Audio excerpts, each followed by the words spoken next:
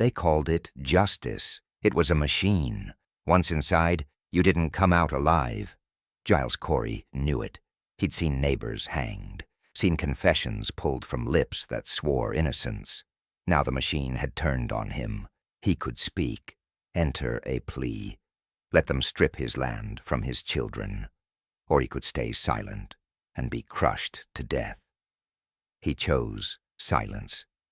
The sheriff warned him each stone would press harder, breath by breath, until his chest gave way. Still he said nothing. They wanted fear. They got defiance. When asked if he would yield, 2 words. More weight. And here's the twist. This wasn't madness. It was strategy. Without a conviction, his property stayed with his heirs. Every pound they dropped on him kept the law from stealing what was his. The trial wasn't about witches. It was about control, about land, about power. And Corey understood the game better than the men trying to kill him. He would die in hours, but he'd win, because the only thing heavier than those stones was his will. The first stone lands on your chest like a blacksmith's hammer. Another follows, cracking a rib with a sound like wet kindling. Through the agony, you see them watching. Your accusers, the grim-faced magistrates, the whole of Salem, Massachusetts, gathered to see an 81-year-old man be pressed to death. They demand a plea. They want you to play their twisted game, to legitimize their madness. You have only 2 words for them, scraped from a throat tight with dust and defiance. More weight. Another stone thuds down, stealing the air from your lungs. You refuse to give them the satisfaction of a trial. You refuse to let them confiscate the land meant for your sons. Let them pile the stones higher. Let them crush the breath, the life, the very bones from your body. You will not break. Your answer until the very end will be the same. This was the ultimate act of resistance in the Salem Witch Trials. A man choosing to be crushed by stone rather than yield to the court's hysteria. But it was not the beginning. To understand how a respected, if stubborn, farmer could be condemned to such a barbaric fate, we must ask the question that haunts Salem to this day. How did a civilized town lose its mind? Imagine a world stripped bare. No joyous celebrations, no vibrant colors, only hard work, harsh discipline, and the constant gnawing fear of God's wrath and the devil's temptations. This was Salem Village, 70 years in the making, a community that had fled what they saw as the corrupt England of their ancestors. The Puritans didn't just seek religious freedom, they sought religious purity. Every aspect of life was governed by strict moral codes. Children were expected to be seen and not heard. Young girls especially lived in a world where their voices carried no weight, where their thoughts and desires were considered dangerous distractions from godly pursuits. The silence was deafening, the repression suffocating. But Salem wasn't just battling inner demons. The village was caught in a web of external pressures that would have tested any community. King Philip's War had ravaged the region just 16 years earlier, leaving behind a trail of refugees, traumatized survivors, and economic devastation. The sound of war drums still echoed in the collective memory of the villagers. Then came the famines. Crops failed repeatedly, and the colonists watched their children grow thin while they struggled to make sense of God's apparent displeasure. Disease swept through the settlements like wildfire, taking the young and old alike. Each death was a reminder of their mortality, each illness a potential sign of divine punishment. The thing is, Salem wasn't just one community, it was 2, locked in a bitter rivalry that had been festering for decades. Salem town, down by the harbor, prospered from trade and commerce.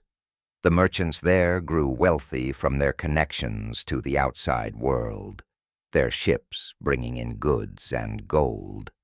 Meanwhile, Salem village, inland and agricultural, struggled to make ends meet. Picture this: Salem village farmers working their fingers to the bone, watching their crops fail while the merchants in Salem town lived in comfortable houses and wore fine clothes. The resentment was palpable. You could feel it in every interaction, hear it in every conversation.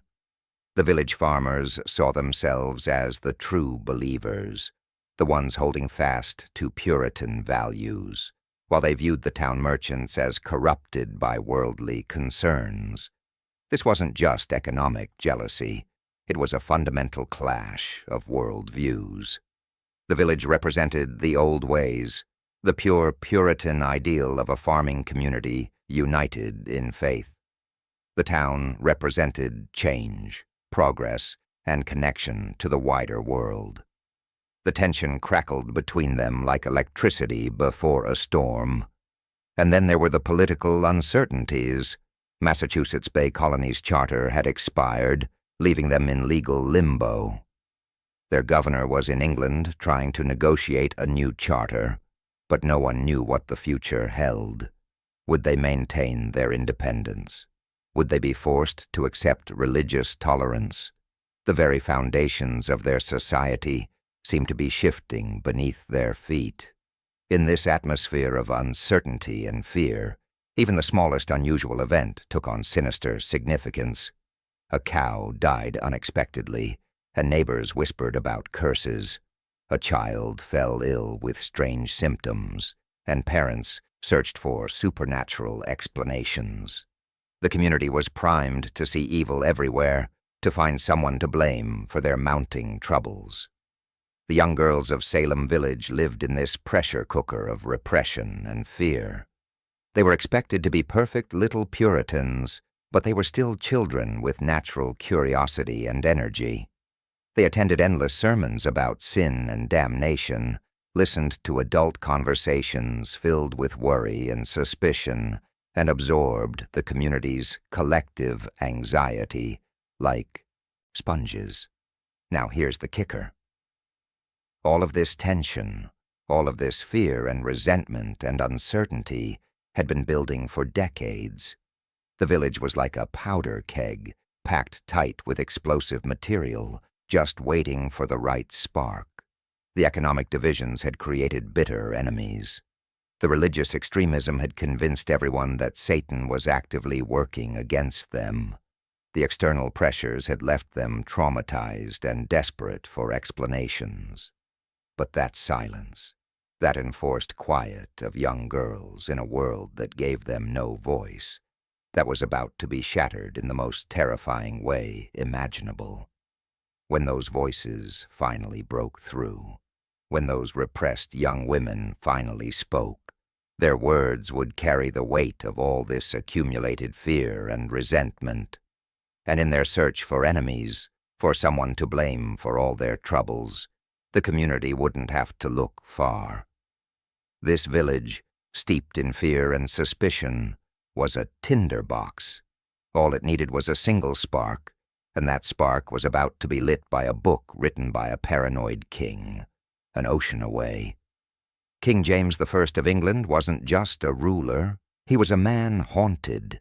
He believed Satan himself was out to get him, to unravel everything he stood for, and he put his fears onto paper in a way that would echo through the centuries, reaching across the Atlantic to justify unimaginable cruelty in a small Massachusetts village. Picture this. The year is 1590, and James is still King of Scotland. He's recently married Anne of Denmark, and when she tries to sail to Scotland to join him, her ship is battered by terrible storms, not once, but twice. Any rational person might chalk this up to bad weather, but James wasn't thinking rationally. He was convinced that witches were deliberately trying to prevent his marriage, to destroy his happiness and his kingdom. The investigation that followed reads like something from a nightmare.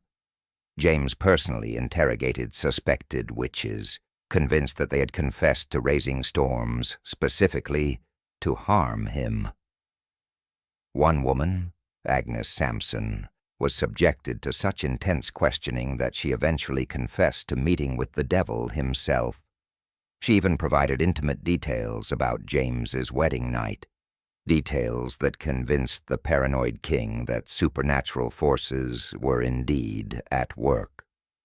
But here's where it gets truly chilling. James didn't just react to this perceived threat. He systematized it.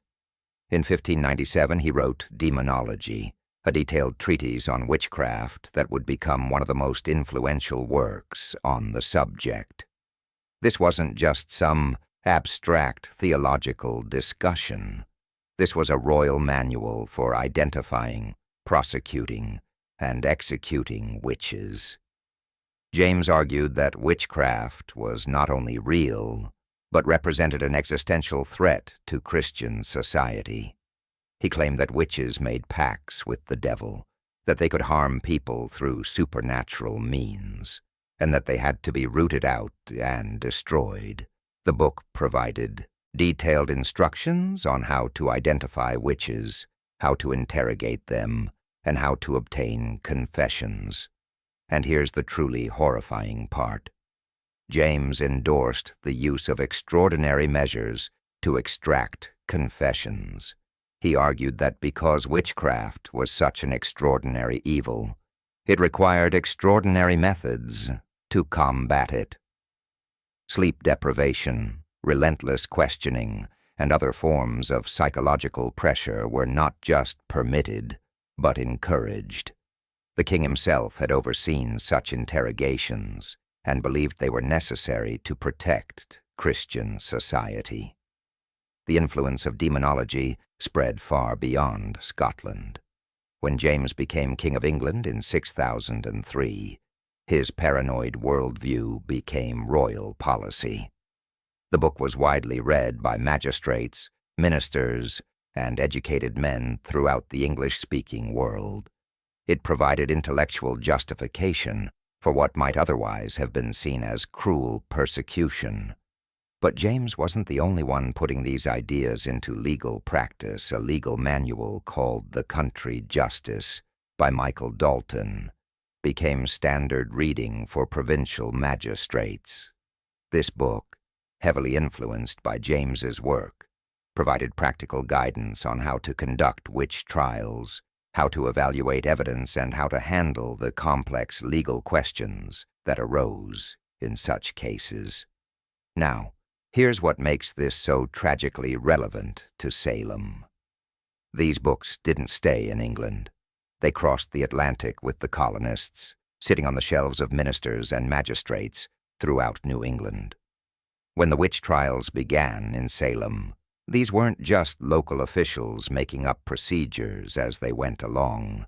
They were following established protocols backed by royal authority and legal precedent. The sound of pages turning in candle-lit studies as learned men consulted these authoritative texts would echo in the screams of the accused decades later. The magistrates in Salem felt justified in their actions because they had the written word of a king and the established legal procedures to guide them. They weren't innovating. They were implementing a system that had been developed and refined over nearly a century. The tragic irony is that James's personal paranoia, his conviction that witches were specifically targeting him, became the foundation for a legal system that would consume innocent people far from his kingdom. His fear of imaginary enemies created real victims across the English-speaking world. And you won't believe what happened next. These ideas, these royal fears committed to paper, found their way into the hands of colonial magistrates who were desperate for guidance in dealing with supernatural accusations. The books that James wrote in response to Scottish storms would soon justify the deaths of New England farmers and housewives. With royal and theological proof in hand, The stage was set. But these ideas needed fertile ground, and in Salem Village, a divisive minister and a group of restless young girls were about to provide just that. Reverend Samuel Parris, a man of God, or a man of ambition. His fire and brimstone sermons were legendary in Salem Village, but so was the dislike many felt for him. Parris wasn't born to be a minister. He tried his hand at business in Barbados, failed miserably, and turned to the pulpit as a last resort, and in his own house. Something strange was stirring. The winter of 1692 was particularly harsh, and inside the Parris household, 2 young girls were growing restless. Betty Parris, the minister's 9-year-old daughter, and her 11-year-old cousin, Abigail Williams, had been cooped up for months, listening to endless sermons about sin and damnation. They were curious, energetic children, trapped in a world that demanded perfect behavior and silent obedience. So get this, they turned to Tituba, an enslaved woman in the Parris household, for entertainment. Tituba had been brought from Barbados, and she carried with her the folk traditions of the Caribbean, stories and practices that would have seemed exotic and forbidden to Puritan children. The girls convinced her to try a bit of fortune-telling, something called the Venus glass, dropping an egg white into a glass of water to see what shapes formed, hoping to glimpse their future husbands. But the shapes they saw weren't romantic visions. According to the girls, they saw something that terrified them, the shape of a coffin floating in the water. The playful glimpse into the future would unleash a terror they couldn't have predicted. Within days, both girls began exhibiting strange behaviors. They would have fits contorting their bodies in impossible ways, making strange noises, claiming to see invisible spirits tormenting them. Betty would crawl under furniture and make noises like an animal. Abigail would scream that she was being pinched and bitten by unseen hands. Picture this: Reverend Parris, already insecure about his position in the community, watching his own household become the center of supernatural chaos. He called in the local doctor, who examined the girls and delivered a diagnosis that would change everything. The evil hand is upon them. In other words, witchcraft.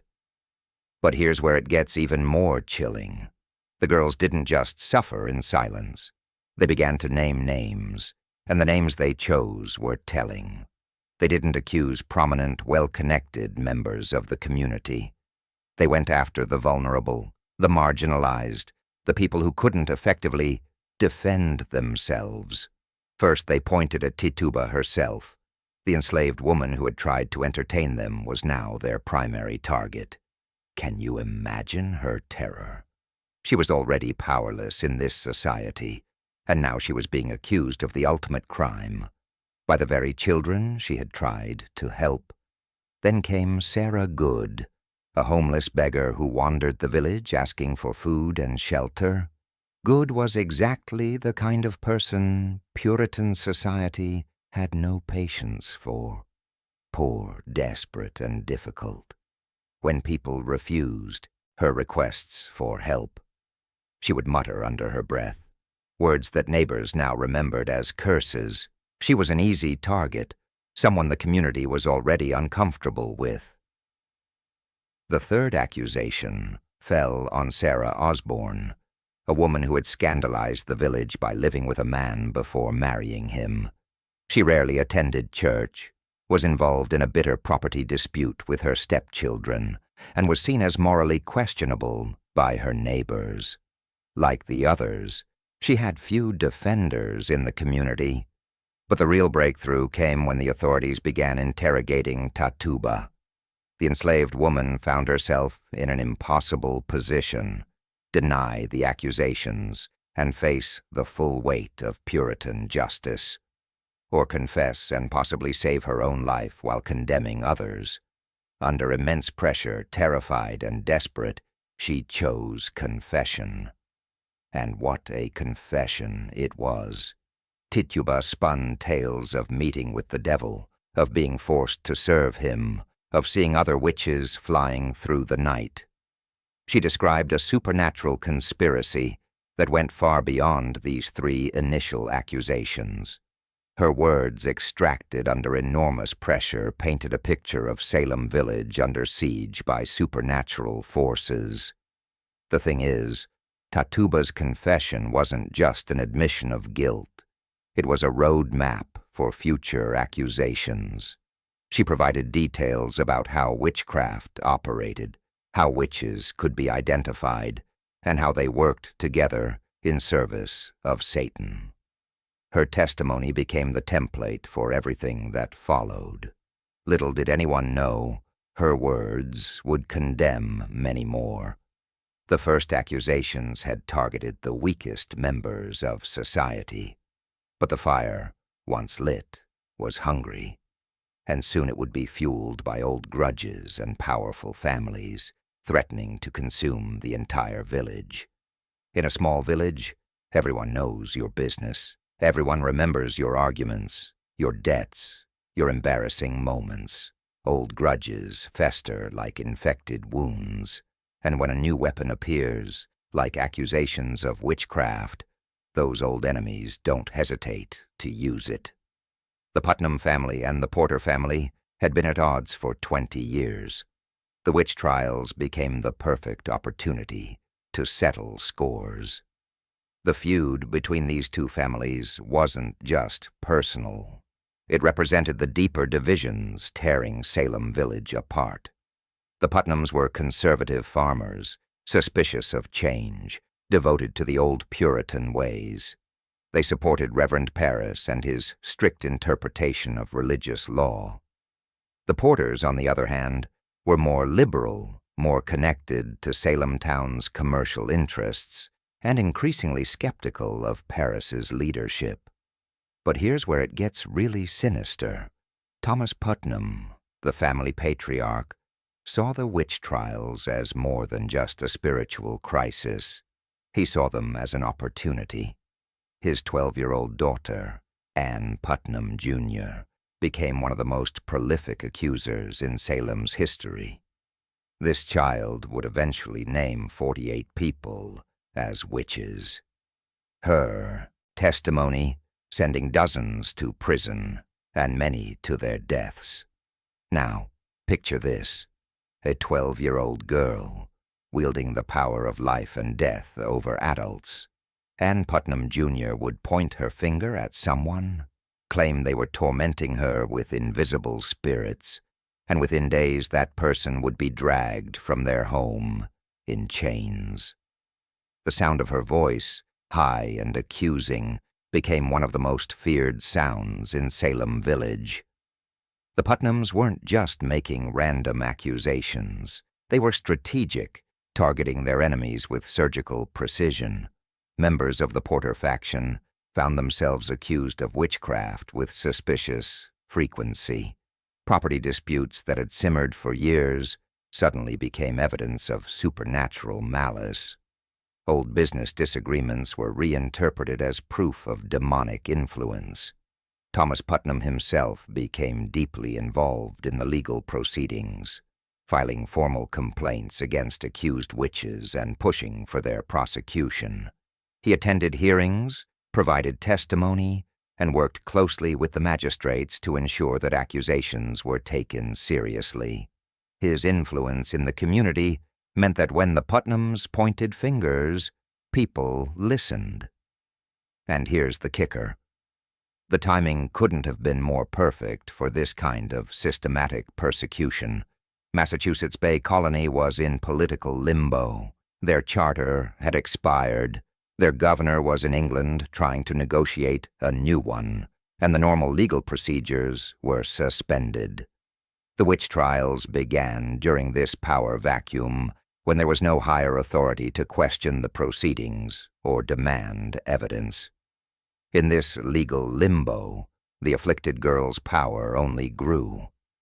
Without established procedures or higher authorities to provide oversight, The local magistrates were making up the rules as they went along, and the rules they created heavily favored the accusers. The girls' testimony was accepted without question. Their theatrical performances in court were treated as evidence, and their claims of invisible torture were considered proof of supernatural attack. The escalation was breathtaking. What had started with 3 marginalized women quickly spread to include dozens of people from all walks of life. The accusations began reaching into prominent families, targeting people who had never been suspected of anything worse than missing church occasionally. Meanwhile, the community was tearing itself apart. Neighbors who had lived peacefully for decades suddenly viewed each other with suspicion. Every argument, every business dispute, every personal slight became potential evidence of witchcraft. The social fabric of Salem Village was unraveling thread by thread. But the real genius of the Putnam strategy was how they used the girls' accusations to attack their enemies, while appearing to be victims themselves. They weren't making the accusations directly. They were simply supporting poor, tormented children who were being attacked by supernatural forces. This gave them plausible deniability if anyone questioned their motives. The magistrates, overwhelmed by the scope of the accusations and lacking clear guidance from higher authorities, fell back on the established procedures they found in their legal manuals. The books written by King James and other authorities provided a framework for handling witchcraft cases, but that framework was designed to find guilt, not innocence. And with every name that Ann Putnam Jr. uttered, with every theatrical performance in the courtroom, with every formal complaint filed by Thomas Putnam, the web of fear grew tighter. The witch trials had become a weapon, and the Putnams were wielding it with devastating effectiveness. With accusations flying and old scores being settled, Salem was spiraling out of control. But how could these claims, often fantastical and contradictory, possibly stand up in court? The answer lay in a terrifying distortion of justice itself. Imagine standing accused of witchcraft in Salem. You have no lawyer to defend you. Your accusers are writhing on the floor of the courtroom, claiming your invisible spirit is tormenting them right at that very moment. The magistrates are watching this performance and treating it as evidence. This was spectral evidence, and in Salem, it was enough to sign your death warrant. The concept of spectral evidence was diabolical in its simplicity. The accusers claimed that witches could send out their spirits to harm people, while their physical bodies remained elsewhere. These spirits were invisible to everyone except the victims, which meant that the accused couldn't disprove the charges. How do you defend yourself against an invisible attack that only your accusers can see? Here's the thing. The magistrates knew this evidence was problematic. Some of the more thoughtful members of the community raised concerns about accepting testimony that couldn't be verified or contradicted. But the pressure to act to protect the community from supernatural attack overwhelmed their legal caution.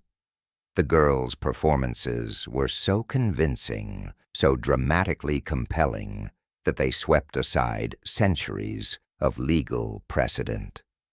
The accused found themselves trapped in a legal nightmare. They had to defend themselves without legal representation, facing judges who were already convinced of their guilt. The burden of proof was reversed. Instead of the prosecution having to prove guilt, the accused had to prove their innocence. And how do you prove you're not a witch when witchcraft is defined as an invisible supernatural crime? But here's where the system became truly perverse. The magistrates discovered that people who confessed to witchcraft were often spared execution, while those who maintained their innocence were more likely to hang. This created a horrifying incentive structure. To save your life, you had to condemn yourself as a servant of Satan, and often confession wasn't enough. The authorities demanded that confessors name other witches, forcing them to choose between their own lives and the lives of their neighbors. The first person to be executed under this twisted system was Bridget Bishop, a woman who had been accused of witchcraft before and had always maintained her innocence. Bishop ran a tavern, wore colorful clothes, and was known for her sharp tongue, exactly the kind of person who made the Puritan community uncomfortable. When she stood trial, she refused to confess, insisting that she was innocent of all charges. Picture the scene. Bridget Bishop standing before the magistrates, her accusers writhing and screaming in apparent agony, claiming that her spirit was tormenting them at that very moment. The courtroom was packed with spectators, the air thick with tension and fear. Bishop looked directly at her judges and declared her innocence, but her words carried no weight against the dramatic testimony of her accusers. On June 10, 1692, Bridget Bishop was hanged on Gallows Hill. She was the first to die, but she wouldn't be the last. Her execution was a point of no return. The community had crossed a line from which there would be no easy retreat. The machinery of death was now in motion, and it would claim many more victims before it was stopped. But perhaps the most chilling moment came from Sarah Good, the homeless beggar who had been among the first accused.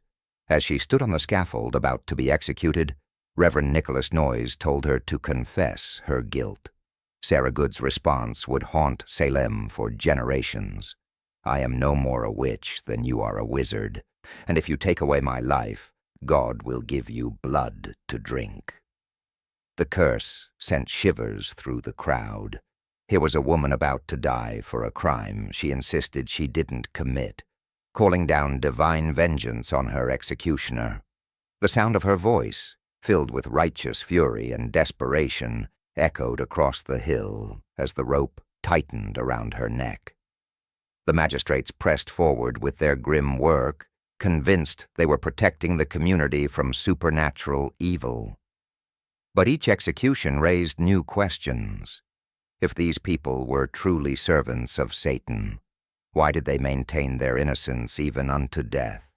If the confessions were true, why did they often contradict each other and include impossible details? The answer to these questions lay in the shadow of a practice that had been endorsed by the highest authority in the land, King James himself. The confessions weren't necessarily born of guilt. They were born of something far more sinister, a system of coercion and terror that had been refined over decades of witch trials. The gallows were busy, but many of those confessions weren't products of genuine remorse. They were born of fear, desperation, and psychological breaking techniques that had been sanctioned by royal authority.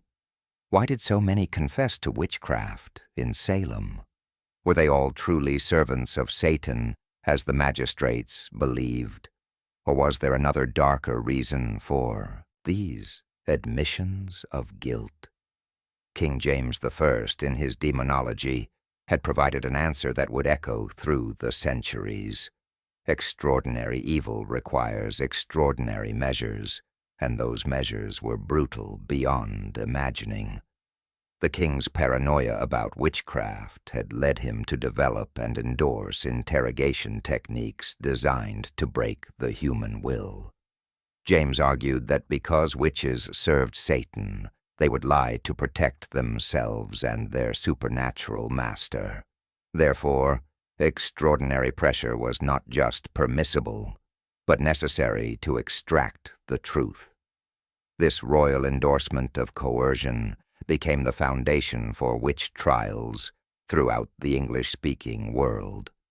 Consider the case of Agnes Sampson, a Scottish woman who was personally interrogated by King James himself. Sampson was subjected to relentless questioning, sleep deprivation, and psychological pressure until she confessed to meeting with the devil, and raising storms to harm the king's marriage. But here's the chilling part. Her confession included intimate details about James's wedding night, information that could only have come from palace gossip, not supernatural revelation.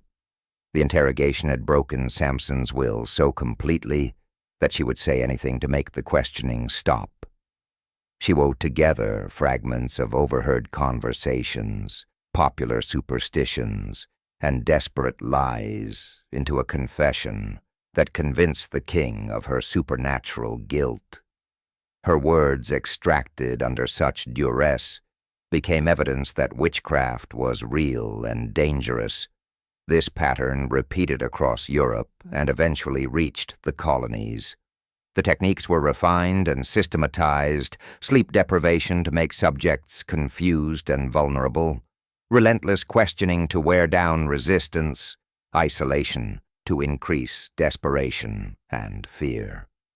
The goal wasn't to discover truth, but to produce confessions that confirmed what the authorities already believed. The psychological torment was carefully calibrated to break down the accused without leaving obvious physical evidence. Suspects were forced to walk continuously for days, preventing sleep and causing exhaustion. They were deprived of food and water, weakening their bodies and their resolve. They were subjected to hours of intense questioning by multiple interrogators, creating confusion and disorientation. But perhaps the most heartbreaking example of this system's cruelty came from the Salem Witch Trials in England, where a 9-year-old girl named Janet Device was coerced into testifying against her own mother. The child, terrified and manipulated by adult authorities, provided testimony that sent her mother to the gallows. The breakdown of the most fundamental human bond between parent and child demonstrated the complete moral corruption of the system. The authorities justified these methods by claiming they were fighting Satan himself. They convinced themselves that they were doing God's work, that the temporary suffering of the accused was necessary to protect the community from supernatural evil. This righteousness made them capable of extraordinary cruelty while maintaining their sense of moral superiority. The confessions these methods produced were often contradictory and impossible. Accused witches would describe flying to impossible locations, meeting with people who were already dead, or performing supernatural feats that defied physical laws. But instead of questioning the reliability of testimony obtained through such methods, the authorities interpreted these contradictions as evidence of Satan's deceptive power. The accused found themselves in an impossible situation: maintain innocence and face escalating pressure that could last for weeks or months. Confess and hope for mercy, but risk being forced to name others as accomplices. The psychological torture was designed to make confession seem like the only escape from unbearable suffering. And here's what makes this so relevant to Salem. These techniques weren't secret or unofficial. They were established practice endorsed by royal authority and legal precedent. The magistrates in Salem weren't innovating when they applied pressure to obtain confessions. They were following procedures that had been developed and refined over decades of witch trials. The tragedy is that many of the confessions in Salem were likely produced through similar coercion. The accused, faced with the choice between maintaining their innocence and enduring increasingly harsh treatment, chose to tell their interrogators what they wanted to hear. They confessed to impossible crimes, named innocent neighbors as accomplices, and provided detailed accounts of supernatural activities that existed only in their desperate imaginations. Her confession, likely a desperate attempt to stop the psychological torment, only sealed her fate and provided a template for future accusations. The system had created its own evidence, confirming its own assumptions through the systematic breaking of human will. This system, built on fear, faulty evidence, and brutal coercion, was a machine for producing witches. And it was against this terrifying machine that one elderly farmer, Giles Corey, would make his final defiant stand. Giles Corey was 81 years old when the accusations reached him. He'd lived a long, often quarrelsome life in Salem village, earning a reputation as a contentious but hard-working farmer. He'd made his share of enemies over the years, engaged in property disputes, and wasn't shy about speaking his mind. To his eternal shame, he had even initially been caught up in the hysteria, making accusations against his own neighbors. But when the accusing fingers pointed at him, he faced a choice that would define his legacy. The irony was bitter. Corey had initially supported the witch trials, even testifying against others he suspected of supernatural crimes. But the machine of accusation was hungry, and it eventually turned on him. Perhaps it was his contentious nature that made him a target, or maybe old enemies saw an opportunity for revenge. Either way, Giles Corey found himself standing where so many others had stood in the dock, facing accusations of witchcraft. But here's where Giles Corey proved he was different from the others. He understood the legal system better than most. He'd been involved in enough property disputes and court cases to know how the law worked. And he realized something crucial. If he didn't enter a plea, he couldn't be tried. If he couldn't be tried, he couldn't be convicted. And if he wasn't convicted, his property couldn't be seized by the government. This wasn't just stubbornness. It was a calculated act of protection and defiance. Under English law, the property of convicted felons was forfeited to the Crown. Corey had worked his entire life to build his estate, and he was determined that it would pass to his heirs, not to the government that was trying to murder him. His silence wasn't just personal defiance. It was a father's love and a man's final act of control over his own destiny. The magistrates were baffled. They'd grown accustomed to accused witches who either confessed or proclaimed their innocence. But Corey simply stood there, silent and unmovable. When they asked him how he pleaded to the charges, he said nothing. When they repeated the question, he remained mute. His silence was more powerful than any words could have been. But the authorities had a response to this unprecedented defiance. They remembered an old horrific law that had been imported from England. Peine forte, adure, pressing to death. This barbaric punishment was designed to force a plea from stubborn defendants by gradually crushing them under increasing weight until they either spoke or died. Giles knew the law. He understood exactly what awaited him.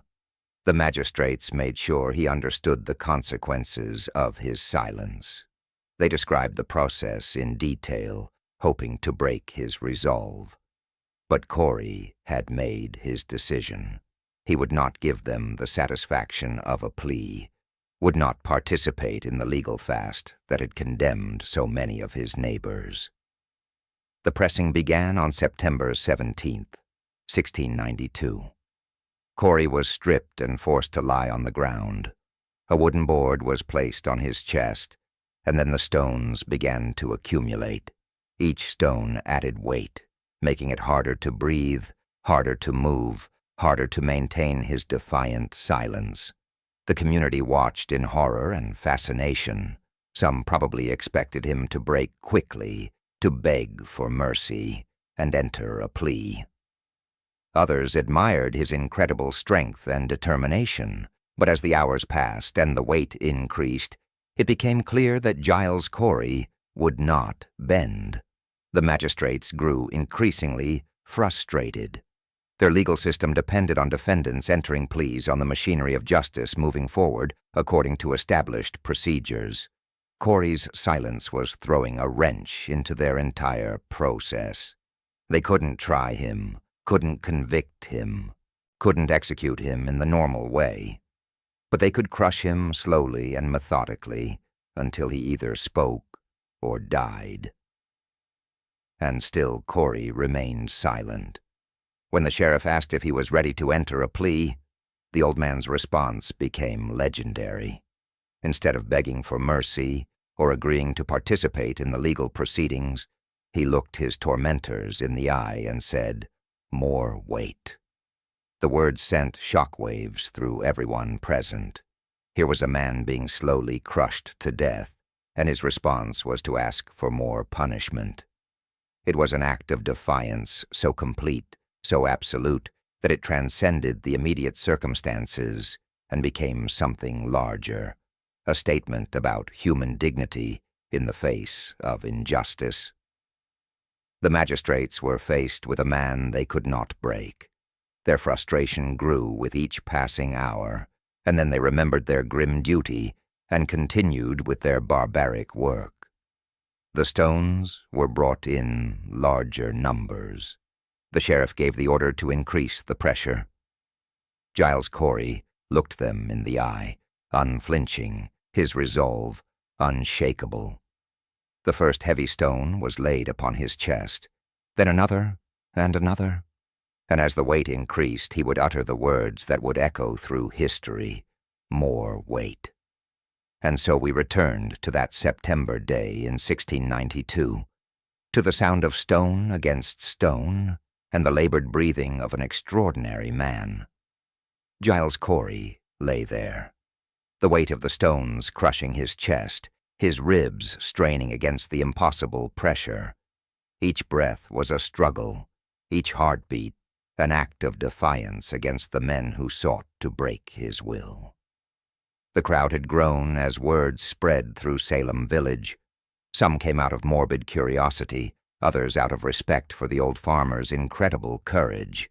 The magistrates watched with growing unease as their legal system was exposed for what it truly was, not justice, but sanctioned murder dressed up in legal procedure. Sheriff George Corwin, the man overseeing the pressing, later reported that Corey's tongue had been forced from his mouth by the pressure. Using his walking stick, Corwin pushed it back in, a detail that reveals both the horrific nature of the punishment and the sheriff's determination to continue the process. Even in his final moments, the authorities were determined to extract a plea from the defiant farmer. But Giles Corey had made his choice. With his final breath, as the stones finally claimed his life, he had achieved something remarkable. He had died on his own terms, unbroken and defiant. His property would pass to his heirs, as he had intended. The legal system that had claimed so many lives had failed to claim his dignity. The impact of Corey's death was immediate and profound. The sheer brutality of the pressing, combined with his extraordinary defiance, sent shockwaves through the community. People who had supported the trials began to question what they had become part of. The sound of those stones, the image of an 81-year-old man choosing death over submission, haunted Salem in ways the previous executions had not. Within weeks of Corey's death, the witch trials began to collapse. Governor William Phips returned from England and was horrified by what he found. The colony he had left behind had descended into madness, with over 200 people accused, 20 executed, and the community torn apart by suspicion and fear. He immediately suspended the trials and eventually disbanded the special court that had been conducting them. Reverend Samuel Parris, the man whose household had sparked the entire crisis, found his position in the community untenable. The very people who had once hung on his every word now blamed him for the tragedy that had befallen their village. He was eventually forced to leave Salem, his ministry, and his reputation in ruins. The accusers themselves faced a different kind of reckoning. Ann Putnam, Jr., who had pointed her finger at 48 people, would later offer a public apology for her role in the trials. In 1706, she stood before the Salem village congregation and acknowledged that she had been deluded by Satan and asked forgiveness for her false accusations. But her words came too late for the 20 people who had died.